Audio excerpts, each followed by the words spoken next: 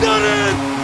They have gone back-to-back for the second year in a row! What is up, everybody?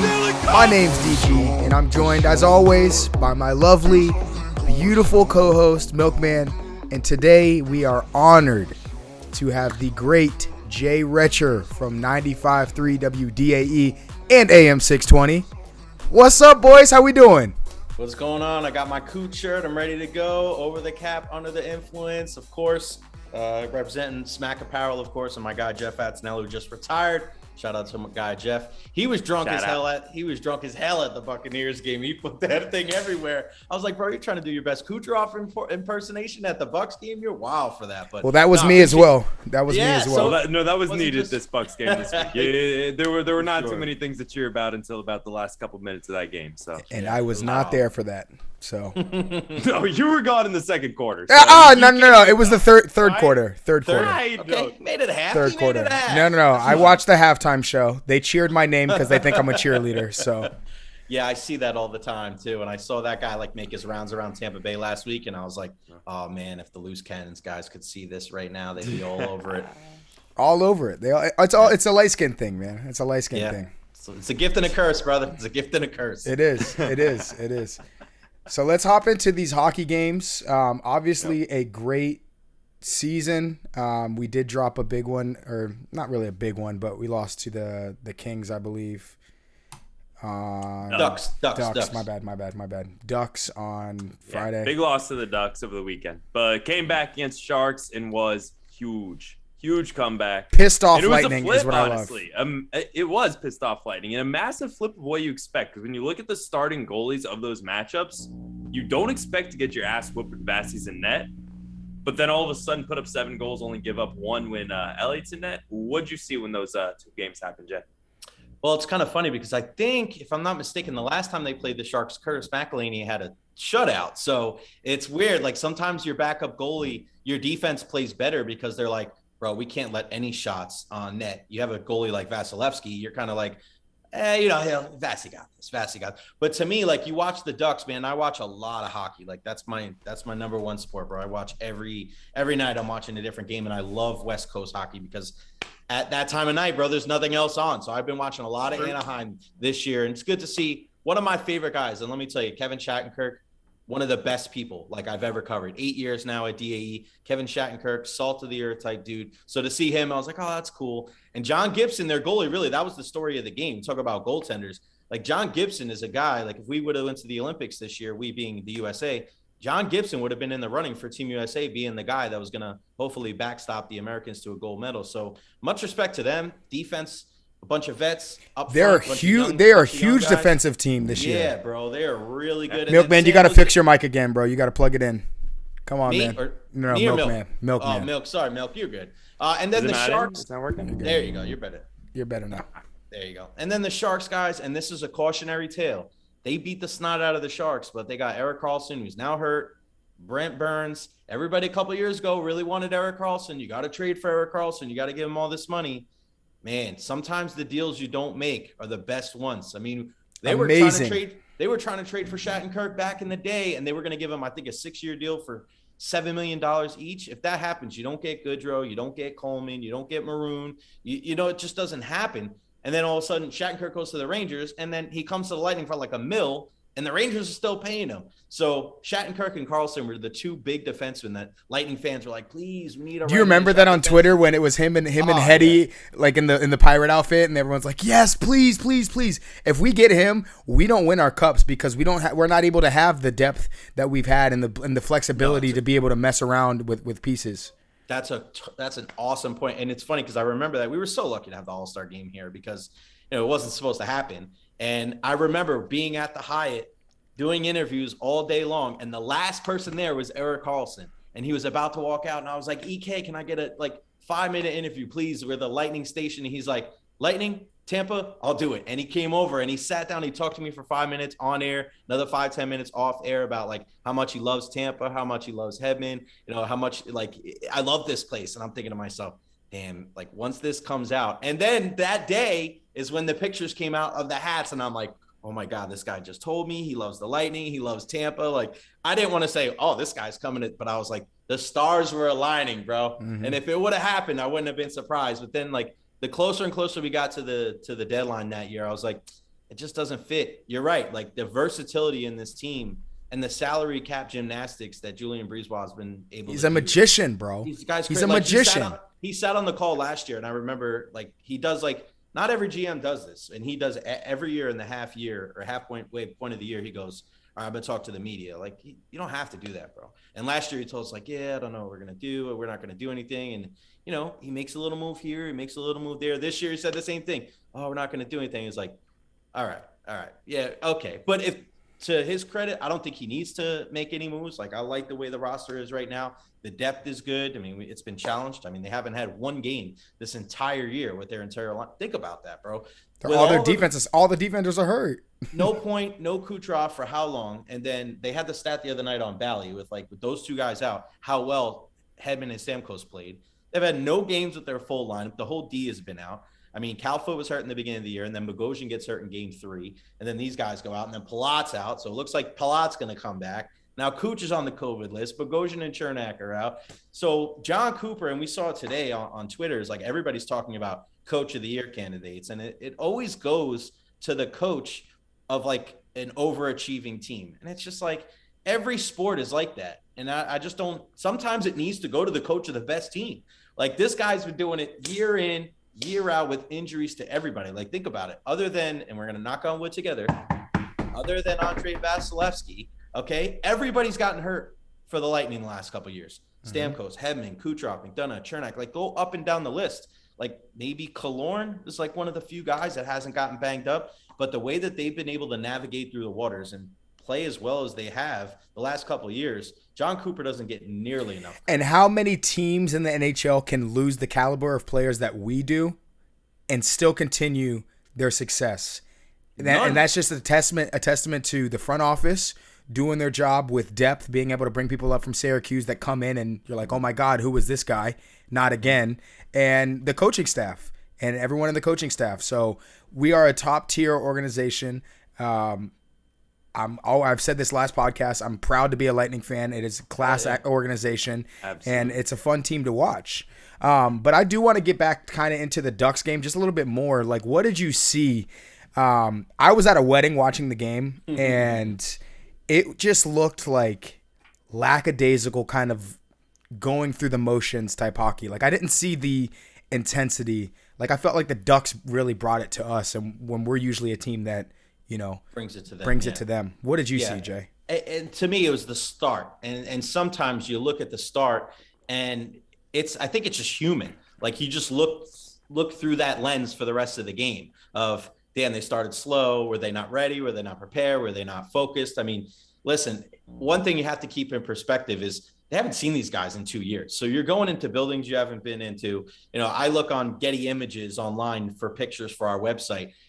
And it's like the last time the Lightning and Ducks played, Tyler Johnson was here and Mitchell Stevens was here. So it's like you don't know who these guys are. Like, you see on TV, wow, Trevor Zegras is amazing. Troy Terry is amazing. But until you're on the ice with them and see how fast they are, you go, oh, damn, he's point fast or Kucherov fast, or maybe he's like more of like a Palat type player or a Killorn or a Stamkos. So that kind of learning curve, it's going to happen. And especially when you go to the West Coast, it happens a lot. A lot of teams go to the West Coast and they start slow. And I think Anaheim's a team where they've been a surprise team this year. So they've caught a lot of teams kind of sleeping in the first 20 minutes and like coming out and smacking people in the face. And I think that's what happened.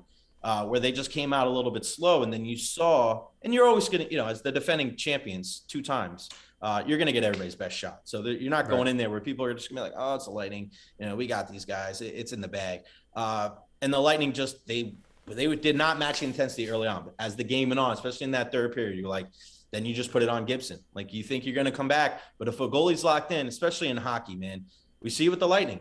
Vasi's on, bro. Good luck. Like, I went to the Islander game last year, and then I went to that series. To me, just sticks in my head so much. Whereas, like, Vasi says no, bro. Like, it doesn't matter who you have. It could be Barzell, it could be McDavid, it could be Crosby, it could be Ovechkin. When you have a goalie in hockey, we're so lucky to have the best one. There's no argument. Like, how many times in sports, like, we're lucky in Tampa. Like, we have the greatest quarterback of all time, no doubt, and we have the greatest goalie in hockey right now. And we also have the best prospect in all of baseball. You got that right. Well, I don't know if he's a prospect anymore. Now he's getting now he's getting the money. He's getting He's still like 19. So I mean 19, 20. Still a freak. Yeah, he's still awesome. But to have Vazzy, like, we're just so blessed, man. We really are. We're lucky. And goalie is that position, man, where you think you play well, and it doesn't always have to be Vazzy, like Gibson.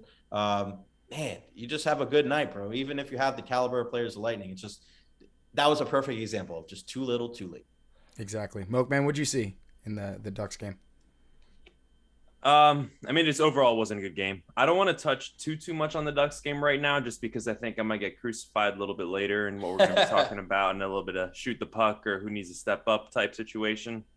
But overall, we just didn't do well in the Ducks game. We needed to do better, and I did not see the saves that should have been made, and I did not see the conversions that should have been goals converted. And Gibson's part of it, maybe puck luck's part of it, maybe we just didn't have the grit that we needed, maybe it's the West Coast. There's a lot of factors that can go into it, but at the end of the day, we just did not do well. It just was off. Everything was off.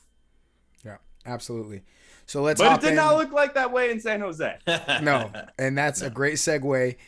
We whooped the fuck out of them boys, 7-1. Every time I look away, I turn back. I'm like, what the fuck? That's the cool thing about hockey, is like it happens so quickly. I turn back, look away. Here it is. Now we score another goal. They got you want Tampa? They got fucking Tampa. So great response. That's what championship teams do. They come back. You got your ass beat the night before. You go back. You have every excuse because you're on the West Coast, and you beat the team that you should beat. And that is a very good sign for me. With this team, especially in a response like that. Milkman, what'd you see in that game? Everything worked. Everything worked. The offense worked. The defense worked. Elliott, the only goal that he let up was a tip from around waist high too. That's just, he was never going to save. Everything was going well. It was the complete opposite. And shout out today being opposite day. Didn't know if anyone knew that. National opposite day today. It was the complete opposite. The Sharks game and the Ducks game nothing was similar. The complete puck luck was changed. The goalie luck was changed. The offense changed. The defense changed. Everything that should have worked. Versus the Ducks game, everything that went against us went against us. What'd you see, Jay?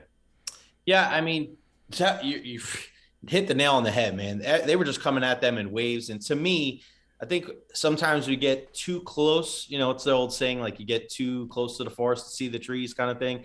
And when you watch these games, we have to take in perspective at times when you're on road trips, or, you know, you have these homestands or road trips that go multiple games when you're making a big West Coast trip. I tend to look at games in 5 to 6 game increments instead of overanalyzing one, because it's hard to tell patterns on a night in, night out basis. As close as even I am to the team, you don't really know what's going on. You don't know what's going on with these guys. We didn't know, Brian Boyle years ago, the thing with his wife being pregnant, her having a baby, the stuff with Blake Coleman, we know about it now, but you just don't know what's going on with these guys. You don't know what's going on in their personal lives. You don't know if some guy showed up late or things. It just happens. So I look at patterns over games, and 3, 4, 5, 6 games and how well they play. And I look at games that they lose. You can't look at it like this for every team. But when you're a 2-time defending Stanley Cup champion, you can't overanalyze one game. You just can't do it, because we know at the end of the day, the aspirations aren't to win every game. We know that from a couple of years ago, what happened in the first round. Our goal is to continuously build, learn how to play the right way, keep going, just make it into the playoffs.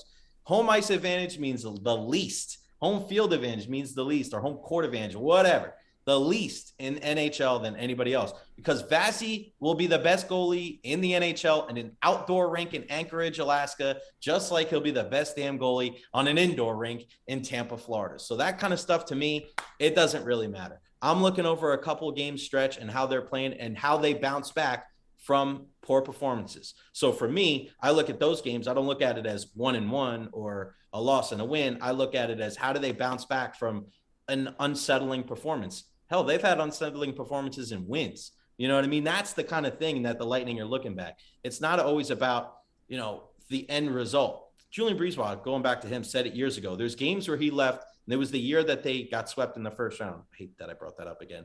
It's not, he would walk out of the arena sometimes that year and go, we won, but we didn't play all that great. The following year, he goes, I walked out of the building sometimes knowing that we lost by 1 and go, we keep playing like that, we'll be in good shape.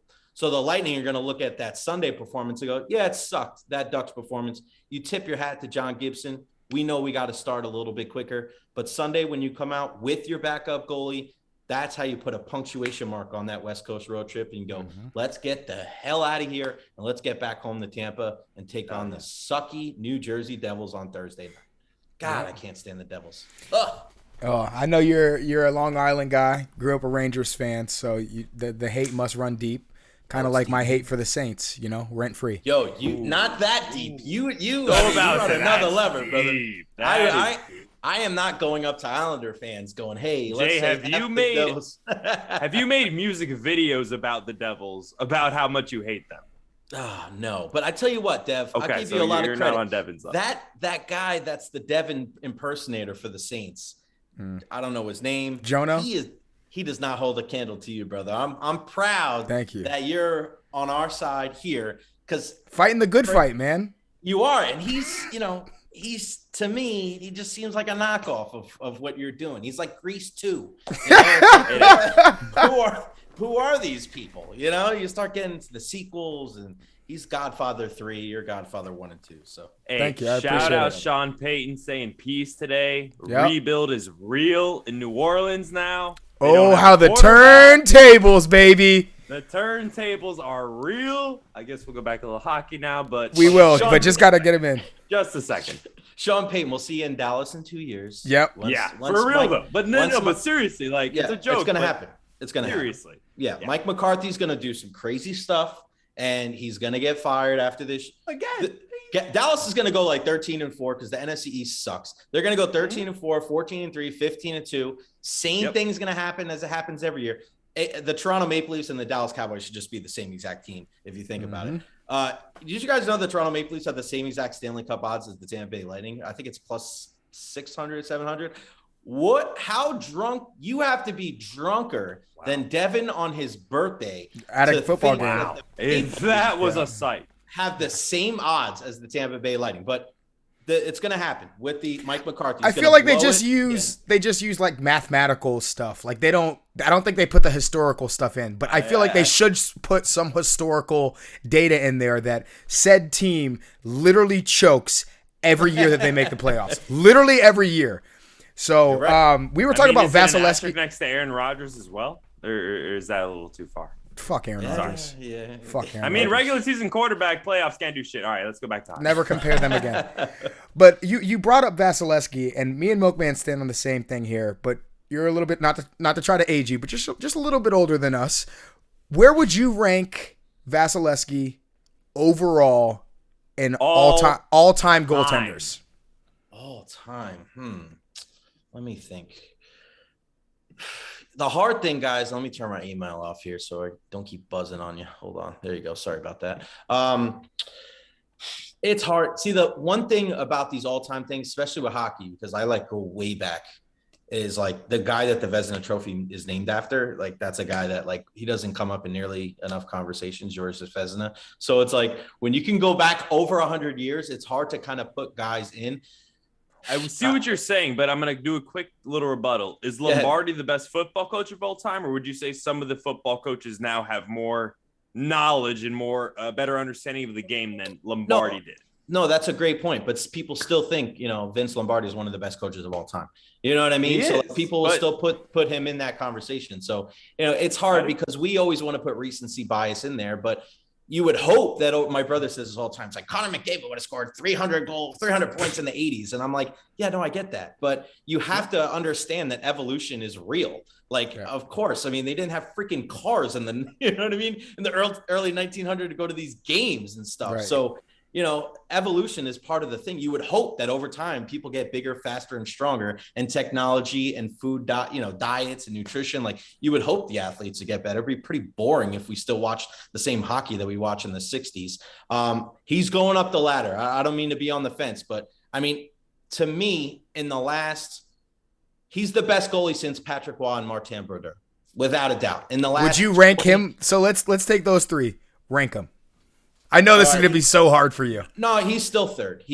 Really? At peak. How about this? Not Brodeur, overall career, but at peak. At Brodeur's peak, at Raw's peak, at Vasi's peak. Who do you think are the three best? I'll go Brodeur, Vasi, and Waugh. Because to me, okay, Brodeur literally changed the game. Like the trapezoids are behind the net because of Martin Brodeur. He was a guy that not only was he good, not only did he win multiple cups, but he was like legit. We remember Ben Bishop. This is coming from a devil hater too. I just want everyone to know. Doesn't that kind of devil mean hater? That means something. That's what I can't even be. And I watched the guy a lot. Remember how good Ben Bishop was as a stick handler?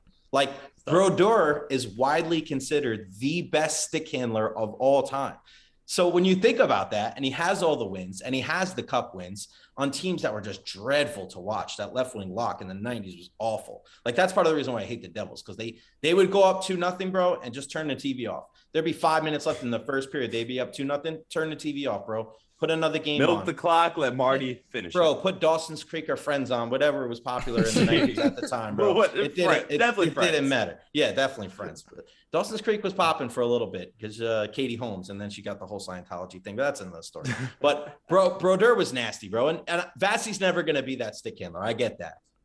But if Vasi goes out and wins like 4 cups, 5 cups, and has like 4 or 5 Vezinas, he's going to go down. He's going to be in the conversation. It's hard, man. It's longevity. We think right now, looking at some of these older goalies like Marc-Andre Fleury. I mean, Lundqvist played pretty long. You know, even Carey Price. Like Carey Price is a damn good goalie, bro. We saw it last year, especially because the Canadians are they're not even trash.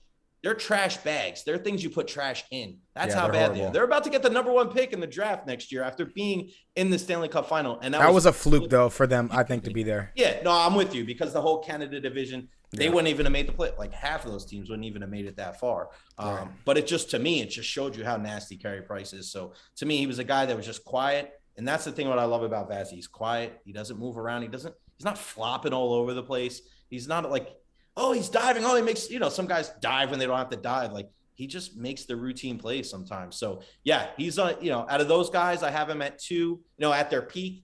Right now, he's still behind them in a career perspective. But if we're still having this conversation, which we really could in 10 years, and he's still performing at a high level, which I think is realistic, and he's going up the win ladder. Like, think about it, guys. If he's on this team, and all of these guys are going to be here for the most part, and it sucks, like guys like Palat, some of these guys are going to go, but all these guys get assigned to long-term contracts. They're at least going to be in the playoffs, you would think, in the next 10 to 12 years, regardless of how many championships they win. So Vasilevsky is going to continue to go up the ladder, and the dude just wins. So when it's all said and done, he might be #1 in a bunch of categories, and it's going to be hard to deny that he's one of, if not the best goalie of all time. I love it. We trade a first or second rounder for Palat. I think that'd be nice. Not getting a first for Palat. You guys are not fans, huh? I'm a big Palat guy. He's a Palat hater. This is separate. I wanted to ask you that. It's more me. I wanted to ask you about that it's because more me. I was watching one of your podcast episodes a couple weeks ago where you were discussing your dislike. We can talk about Palat. Yeah. Okay, go ahead. What don't you like about Palat? I think that he gets a ton of opportunities, and he does. He obviously does. When you're on a line with Kucherov and Point, you're going to get just a stupid amount of opportunities, and he does. He doesn't convert a ton of them, and he does convert some of them. He does, which is awesome. Mm-hmm. I think the biggest thing about him is more of his forecheck and defensive presence, and it's not his scoring ability. And Agreed. What's unfortunate is that we're putting him on the first line, which your first line's your scoring line. That's where you need to get your points going. He just doesn't do that. And I think that we have the ability to say, hey, we're the Tampa Bay Lightning. This is the guy on the line with Point, with Kucherov. We can get a first rounder for this guy. I don't think he's worth a first rounder. We're never going to get a first rounder. The fact that he is a first line guy, we can get quality return back. I think we should take advantage of that situation, because if he was a third or fourth line guy, I don't think he would convert on many goals, if any goals. And he just turns the puck over. When you look at that first line, Cooch, every once in a while, he does make stupid plays, and he's just trying to thread the needle sometimes, and it doesn't work in his favor. But at the end of the day, Palat is the one who makes most of the turnovers on that line, and it frustrates me. And you asked Devin, I mean, we've been good friends for pretty much most of our lives. I've been frustrated with Palat for years. This isn't like a last year thing. This has been like a 4 or 5 year thing that I think that he's should have been stepping up.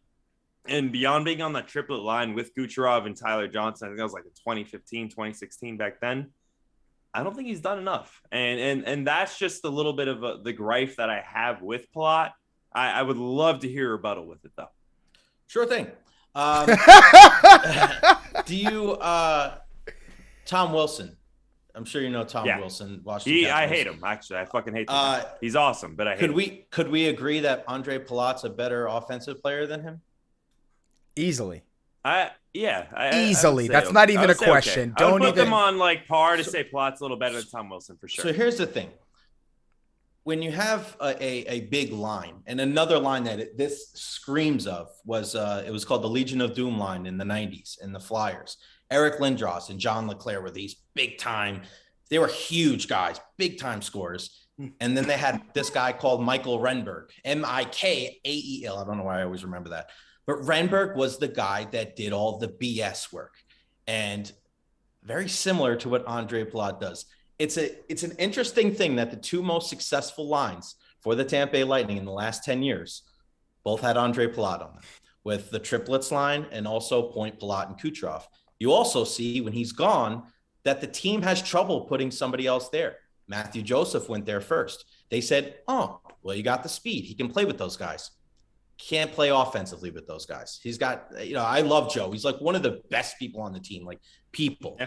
His offensive game, that's not his game. He's not a sniper. He's not a 30-goal scorer.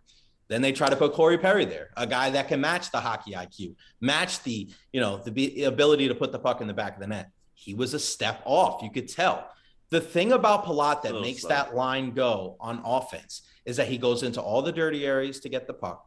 And he's part of the reason why those guys have enough room to operate, because they know with a guy like Andre Palat. Yeah, and trust me, one of the things that really frustrates me is that when Kucherov's out, they put him in his spot, because that's not his game. And I feel like they try to fit a square peg into a circle. Do you remember when they tried to put him on the first power play unit like the beginning of the year when Kucherov went out? That was just a miserable fail. Because he's not that guy. That's not that guy. And that's not his fault. Because if you put another guy there, if you put Matthew Joseph there, it's the same thing. It's not going to work. When they put him on that first power play unit, at times they'll cycle him in down low where Killorn's at. They'll put Cirelli there. They like that kind of grinder guy. One thing that I noticed too is that when he is in the lineup, the whole forward group gets back. It's a trickle-down effect. The offensive guys don't come back and help as much on defense when Andre Palat's not there. He's a guy that drags the offense into the fight defensively. And talking to some of the other guys that cover this team, and talking to a guy like Brian Engblom, if you guys ever get a chance to talk to him or have him on this podcast, he's one of the smartest people. I said this the other day to somebody, I'll say it again. He is the most talented person in Tampa Bay. Football, baseball, hockey, I don't care what sport it is. Broadcast, when it comes to analysts, Brian Engblom for the Lightning on Valley Sports Sun is the most talented, the best guy I work with, the best guy I know. I mean, this guy that worked for ESPN in the 90s when it was hockey. He was a guy that worked at NBC and did the West Coast and just made the loop. And I asked him, I said, why are you just doing local? He goes, Jay, I don't want to travel to 8 cities in 8 days anymore. I just want to be with a team and follow one team and just see teams that go around. And guys, just talking, this guy's got his name on the Stanley Cup twice. That's like that's a G. He's a G, man. This guy's he's seen it all. And talking to him about Andre Palat and guys like that, he's like, Jay, you can't look at the numbers. You can't look at what the guys don't do. You have to look at what they do and why it works and what it makes the other guys able to do and how it frees ice open for other guys. Another perfect example of that is a guy like Jan Rutta. People go, how the hell does Jan Rutta play with Victor Hedman? How does that make sense? But then when you watch his game and you go, he's never out of position. He's got some way he gets his shot on net almost better than anybody on the team. And he's just constant. He's steady. He also doesn't make a lot of money. And Hetty's worked with him. He's got a good repartee with him. So I don't even know if that word makes sense or if it fits. I know what you're saying. At the time. I know. Thank you. No, it doesn't. A good rapport. There you go. But the same thing with Palat. And he's a guy that's a grinder. And I get it. I see what you're saying, Milk, of why people will look at him and say, you want more. But that's not his game. His game is to make life easier for Point and Kucherov. And we've seen it with Johnson and Kucherov, and now with Point and Kucherov. And I think it's more of a thing of you notice more when he's not there, and you notice how they have trouble finding a guy to go with them rather than wanting him to do more and expecting him to be a 30-goal scorer, because that's not his game. He's a guy that'll have 2 assists. He's a guy that's going to be a +4. He's not a guy that's usually going to be a -4. There was a game a couple of weeks ago when he was in the lineup where I think Point was a -3 and Cooch was a -4, vice versa. And Palat somehow was still like a +1. It's like, how does that happen? Well, it's a guy that's defensively responsible for the most part. And he's a guy that the team absolutely loves. And he just does his work. He's a very like quiet, stoic guy. He doesn't really talk much. He doesn't like for the media. He doesn't like go crazy and have these like long anecdotal, I remember this. He's very short, very to the point, and the guys appreciate him. So I get it. Guys like that are absolutely. Guys like that are very polarizing at times. So no, I respect all of that, and I agree with it too. And it's actually impossible to argue all of that because no teammate has ever said they disliked playing with Palat. All of them have said they loved it. Like, they love it when he's on his line. And it makes me so hard to like argue against them because everybody says they love playing with him. And that's what makes me feel like I'm playing devil's advocate all the time. But I would like to see him convert more. And I do think, and like you said, I think you brought this up not a couple minutes, but a few minutes ago. It's going to be hard to re-sign him. I don't think we're going to be able to re-sign him. Yeah, he's gone. Do we try and get something for him, or do we just cut our loss and say, hey, we appreciate you. We love everything you've done. You did really good with the triplets line. You've done really good since then. You've made some solid plays. Obviously, he hasn't been the scorer that we've wanted, but he's done well especially for where he's drafted. He wasn't like a first round draft pick or anything like that. No, 4th round. Do you think that we should try and get something for him before his contract is over, or just milk the contract out and just say, hey, we appreciate you. We just have a lot of guys that we got to pay and we just can't pay you? Yeah, I mean, that is a great question. And before his little injury here, I would have said no.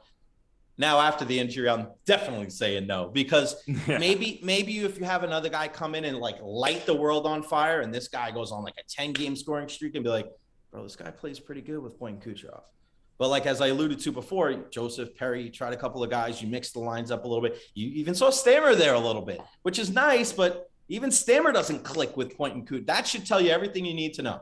Even Stamkos, when they put him on that line on the left side, which is, he loves playing center, but he's not going to play center with Point and Kucherov because you want those guys next to each other.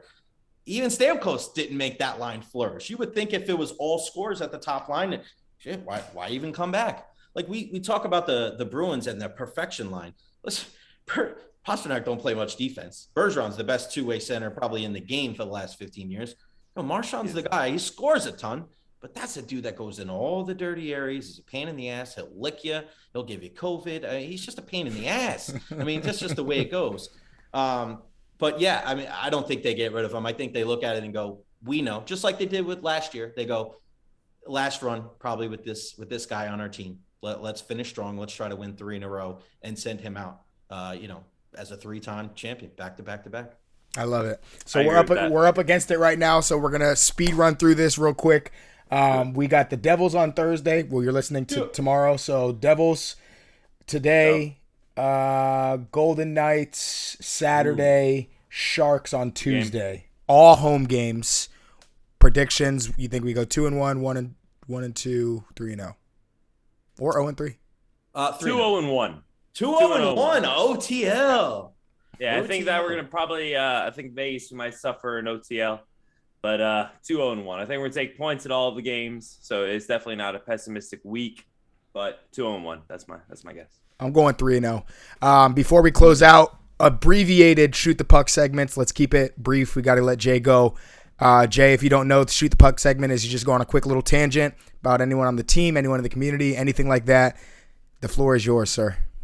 Real quick, I just want to shout out my guy, Victor Hedman, also Steven Stamkos and Andrei Vasilevsky for making the All-Star game. I think that's pretty badass. I'm flying out next Thursday. I'm going to Vegas for the game. Let's go. Cannot wait. I will be jacked up. So make sure you follow me on social media at Jay Recher. I'm going to be all over it. Flying out to Vegas Thursday, flying back Sunday. So I'll be ready for the show on Monday. But I'll be at the skills competition and the All-Star game. And we get to see our boys in Sin City, man. Cannot wait to be there in person. But shout out to you guys as well. You guys are badass, and I appreciate you guys having me today, man. There you go. Thank you. Appreciate it. Milkman, quick. Absolutely. I'm going to do less shoot the puck and more who needs to step up, who needs to step down. Step up And this is where I think I'm going to get crucified is going to be Steven Stamkos. They're not Sam. I'm sorry. Vasilevsky. Vasilevsky needs to step up. Who did well is my Steven Stamkos. Sorry. But and he's gone. only 2 games out of play since our last podcast. Mm-hmm. Elliott did not do, he did fine. Vasi let up it's not even too many goals. It was goals that he should have stopped, and he just. Yeah. All right. Well, you're getting cut off first of all because we're up against the clock and you're frozen, so this will be cool. Quickly, my shoot the puck segment is my heart is broken right now, 100% because of the Bucks loss. The Bolts, I need you more than ever right now. You've been the most consistent team. You've been the best team in Tampa for years and years and years. Let's fucking go. 3 in a row. We got the talent. We got the team. Let's fucking go. Team Tampa Bay. Jay Recher, thank you so much for coming, man. This has been another episode of The Loose Pucks. We're out. Deuces.